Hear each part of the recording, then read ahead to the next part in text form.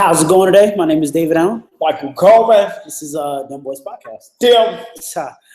So you can talk about NBA since it is playoff season and talk about making free throws. Yeah, right. That's the most important thing. We're gonna talk about Cleveland, Chicago first, right? Since this is a series that's on TV right now, right? all the series actually tied 1-1. Kind of interesting that kind of the last series we had some sweeps and we had some blowouts. These seem like really good games. Who do you got? And people are probably thinking I'm crazy. I'm not being a LeBron hater, but I just like how the Bulls are more exciting to watch than they play. Just more team ball to me. They gel, a little more chemistry you see there. My thing is I'm not sure if Derrick Rose. I seen that 7 ways playing 7. How's it going today? My name is David Allen. Michael Coleman. This is Still. so you talk about NBA since the notice playoff season. Right. So that's live. Actually, that's interesting how it actually worked. I was scared. So it's on a delay, but it's still live. That's cool. So live or was Go ahead. So I think the thing is D Rose and the depth. You have Taj Gibson there, Jimmy Butler, most improved player in the NBA, and some other key personnel. The thing is going to be depth.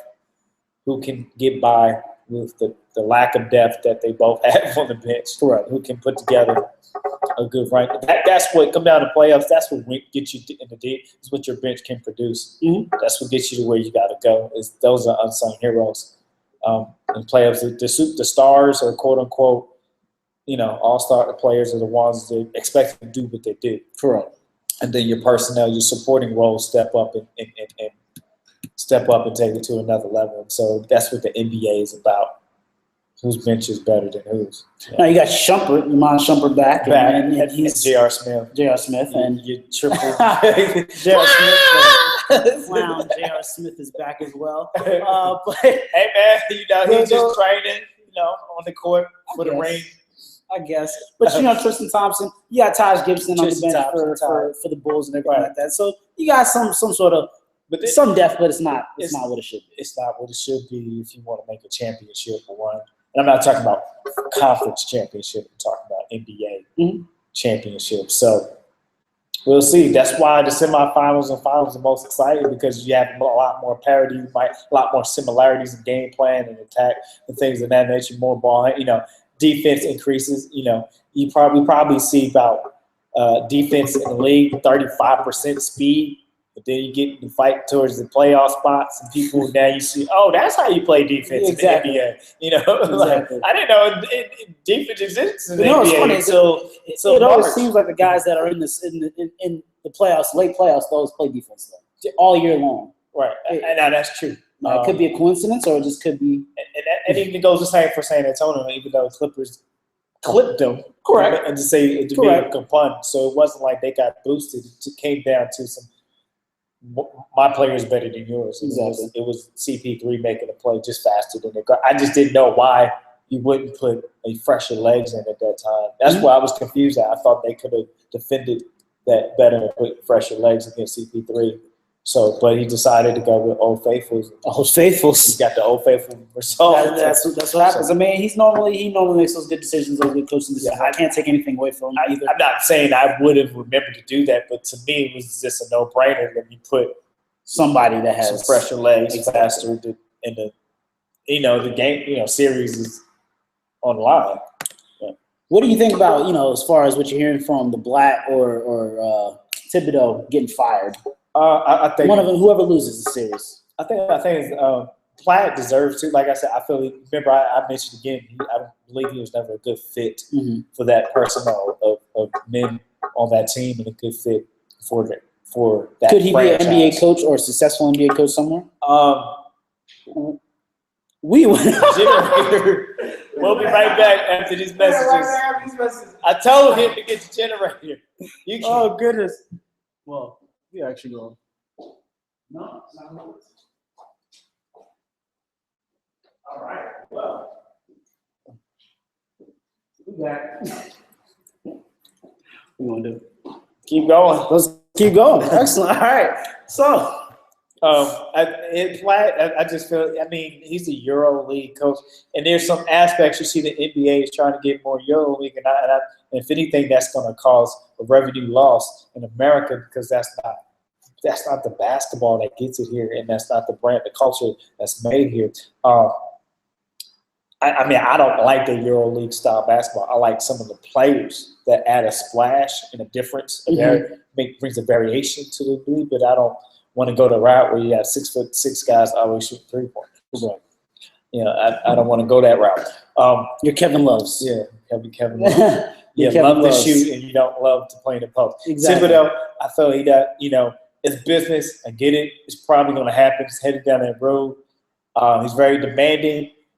They say he grinds out the starters, but he's in a situation where he had no choice to win games because you got a thin bench. They won't put some more money in your supporting cast.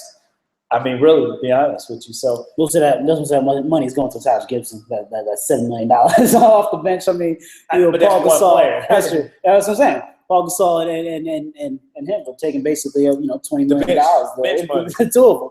That's ridiculous. Right. But they earned it. They did. They're good players. They just need more than that. Is what I feel. As far as other series, we got Chicago. Sorry, we already talked about Chicago, but we got the Hawks in Atlanta. Once again, tied 1-1. I have the Hawks. I'm gonna stick with the Hawks. What about you?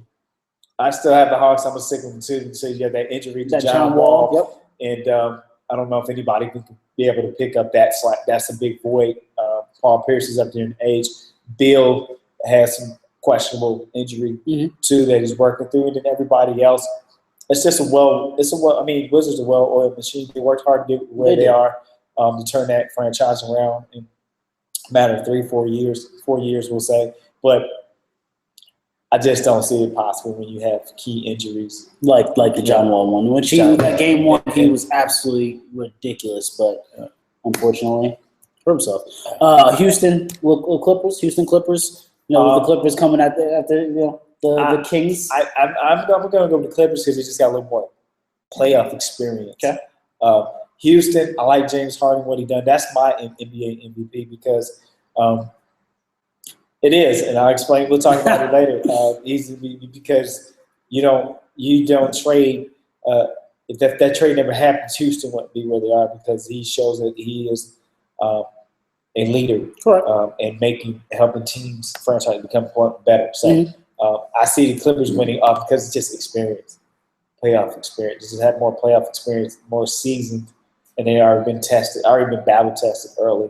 So if you beat the Clippers, the Clippers beat the Spurs, you better get to the Western next round, Finals. right? Exactly. not the semifinals. You better get to the Western Conference Finals because if you ask me, I was anticipating to see the Spurs in the finals.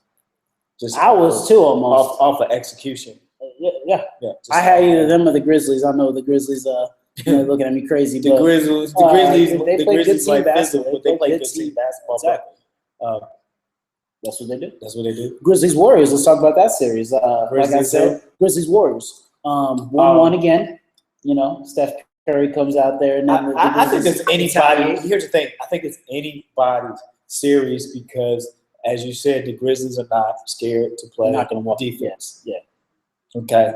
And so, and if you see it, Stephen Curry is a little tougher for him to create because they are more experienced defensive-minded team. They want to stop. Correct. They're trying to make other players than Stephen Curry. We're not going to let you just shoot uncontested. We're going to try to wear your face. We're going to get your body. Yeah. We're going to Zebo you. Yeah. Marcus Gasol, you're going to Tony Allen you.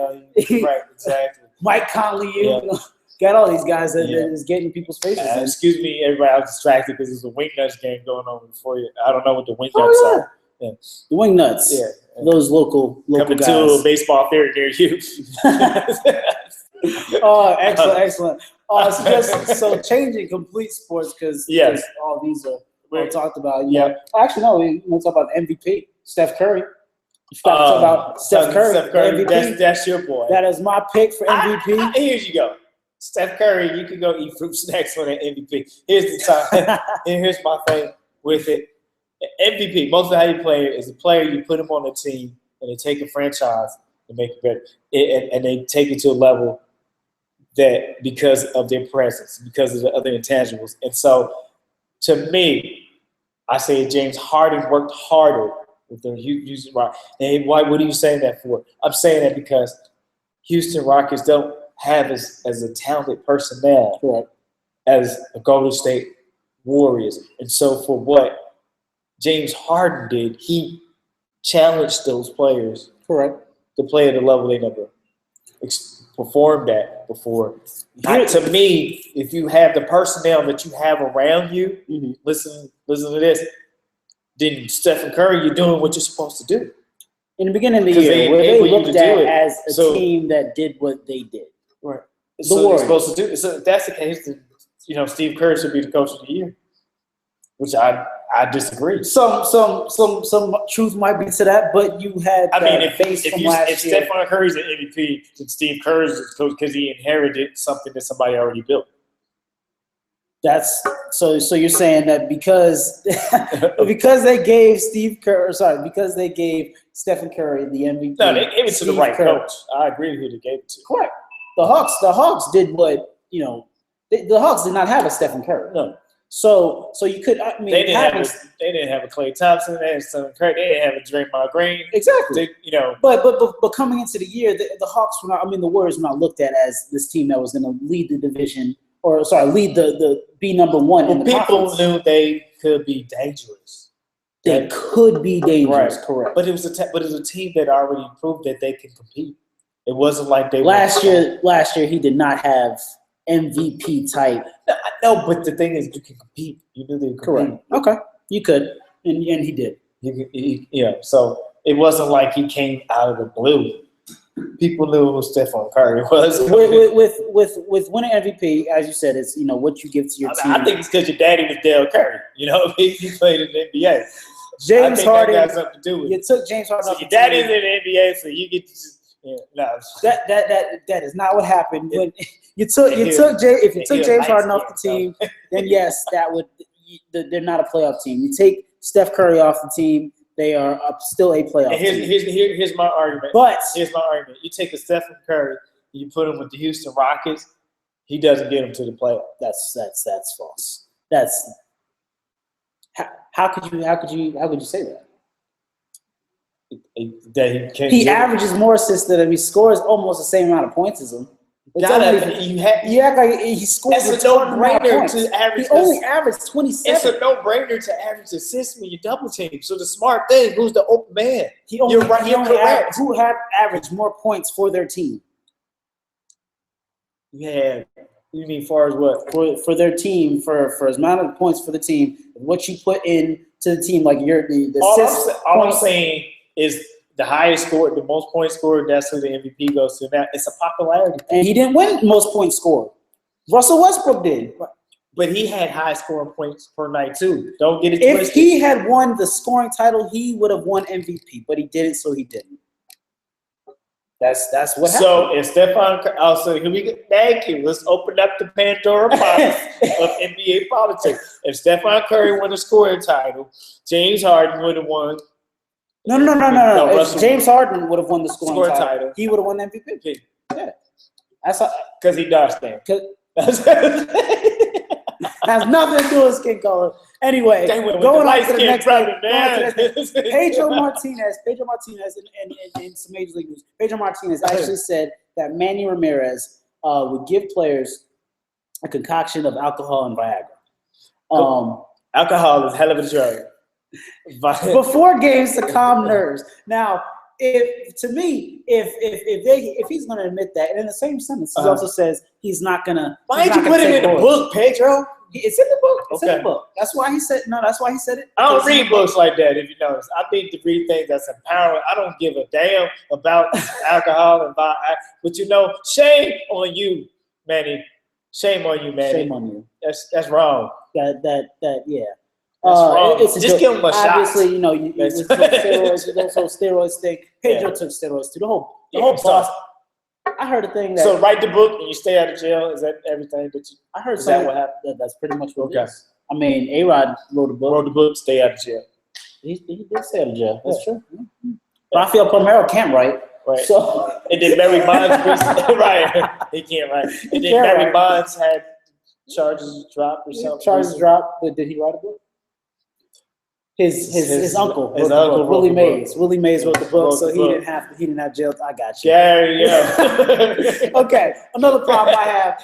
We're gonna talk about another sport, NFL. We're gonna run through this real quick because we shorting up on time. But NFL, the Cowboys. What are the Cowboys doing with shame on you, Cowboys? L, he's not a criminal because he got off. It's not a criminal. He was projected as a first-round draft pick and slides all the way to being undrafted, and the Cowboys scoop him up for 3 years. That's smart financially. It's genius. It's absolutely genius. But Jerry Jones, you a dog. Randy Gregory, get him second round. For another first-round, top 5 pick. Hey, man, you go and you get the liabilities, and you dangle a carrot over them, say you call them some dirty bad names because they know they didn't get drafted, and say you messed up, but we gonna give you and it's smart. And that takes me to another thing. Why does it always seem like teams come at these players that are at the top of the draft? Oh, marijuana possession. Oh, he's untouchable. Red flag him. Or he has this, and then they get bumped to later on the draft, and they get drafted by Patriots or drafted by Broncos or a Cowboys. It's conspiracy. What? Shane Ray was a top 10 pick. Why is he on the Broncos right now? It's conspiracy, brother. He should not. I'm going with the draft conspiracy. I'm tired with the whole these character issues. Then they're going to the Patriots and the Broncos. But see, then I'm gonna go rich gets richer and poor stays poor. So why? Right. Dante Fowler here gets an ACL tear, and they basically have no pick now. So why all the character issues? People of color. I mean, here's the thing. Shane Ray is light skinned. Those of you who never, right? Those of you NFL professionals, office. Those of you who never got in trouble. Whoa. Sorry. I forgot. You had the owner, Jim Irsay. Right. Oh no, sorry. He's Colts. Colts. Jerry Jones does get in trouble with the Jerry Jones. He like the ladies. He does. I saw those pictures. And then you have the Colts. So the thing is, it's about being human behavior. It makes mistakes, but we understand that it becomes to that draft. It's about financial, correct? And who you willing to take a chance of a certain amount of money on. Greg Hardy, another one. He got suspended 10 games, but he got 6 left. The Cowboys are just scooping all these guys up. Without pay? It's 10 without pay. The way they did their contract is it's a game by game. Probably. I hope a little something. I'm not sure. That's cold, man. Maybe even a signing bonus or something. Don't beat your wife. But 10 games? Really? That's not 10 games. Give me 3. He shouldn't. They were talking about him not coming back to play at all for domestic violence. Okay, I'm gonna say this. Ray Rice is about to come back. How many people? About to come back. I want to know this. How many people, NFL owners, franchise? How many of y'all have hit your woman and hit your wife? That's all. I don't want to hear that. How many? No. How many are actually in the public eye? If it's they in the are. Public, they are in so the public eye. Talking about owners and owners and Goodell. You never did anything, Goodell. I'm calling Goodell out. You never did anything. This is the NFL. This is not the prison ward, man. Okay? You are not the warden. If you want to be a warden, go buy a jail. Prisons are privatized now. Okay. That's all I got to say. They're making it NFL. They're making it penitentiary like now. That's what he's doing. High-paid penitentiary inmates. You cannot beat your girlfriend or wife or anything. But suspended 10 games, somebody's livelihood, I disagree with that. Does seem a little I disagree with that. I disagree with that. I could see a 2-game or 3-game. But I'm sorry, but the Ray Rice situation, something's videotaped for the world to see. Or if everybody else, if they see it, if they see it, you have to be gone for a season. Well, I guess he was gone for the season. He was. But he was unofficially gone for the season. Like, well, because you had to have her cooperation too. It's technicality. Sure. She did. Do you think she don't let her? Well, why is Greg Hardy's gone for 10 games, and where's her cooperation? What is the level of player? Remember we talked about that? Sure. One's a star and one's not. Remember, it's no fairness. There you go. One's a star and one's not. Ladies and gentlemen, there is a cast of social economical levels even in the NBA. And remember we talked about the fines in the NBA. Mm-hmm. Very much so. Yeah. If J.R. Smith did that to Derrick Rose, he probably would have been in the playoffs. Correct. But because he did it to Crowder, you remember because we covered it. Other than that, I would have like who? Exactly. That one at a time. This is what we in the life of sports, Yeah, y'all in professional sports. Just think, and I mean, they're gonna treat you like inmates, so act like a citizen. That's all I gotta say. Be Derek Jeter-esque, right? Be Derek Jeter-esque. Right. Thank you very much. My name is David Allen once again with I9 Sports. Michael Coleman, K-Bath. Good night.